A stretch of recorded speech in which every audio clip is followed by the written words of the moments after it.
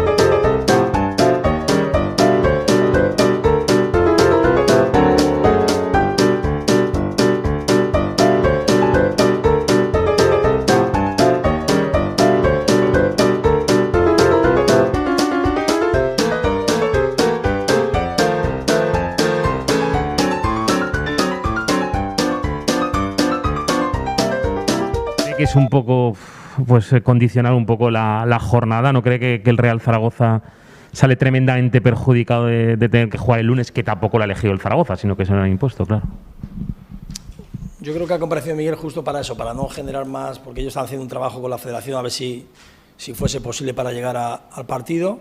Han hecho todas las gestiones que ya creo que Miguel ha comparecido. A mí, personalmente, me gustaría contar con todos los futbolistas, por supuesto.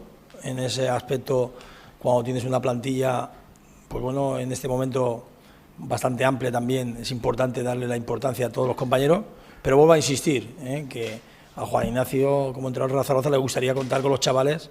De hecho, bueno, ellos venían siendo habituales en los dos últimos partidos.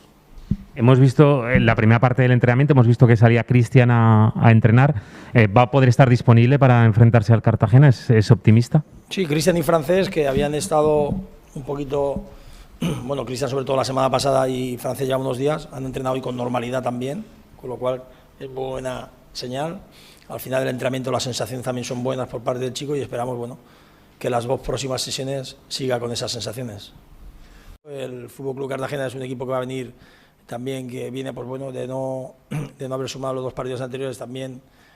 Yo no creo que se va a parecer nada a los partidos que ha disputado estas dos próximas anteriores jornadas, y todas esas cosas las que tenemos que meter en la costelera. Sabemos que va a ser un partido, ya el año pasado, que nos jugábamos mucho los dos equipos, vino y nos lo complicó en la normalidad el partido, pero bueno, vamos con toda la fe del mundo, con toda la ilusión y sobre todo, pues bueno, creo que, no lo sabéis, también lo adelanto yo por parte del club, ya creo que vamos rozando los 20.000, son 19.000 y pico abonados, y entonces toda esa gestión que se va a hacer y la Romareda a tope, con el rugir y con todo lo que hablamos, pues bueno, son pluses añadidos para que el futbolista dé el máximo rendimiento el lunes. Ahora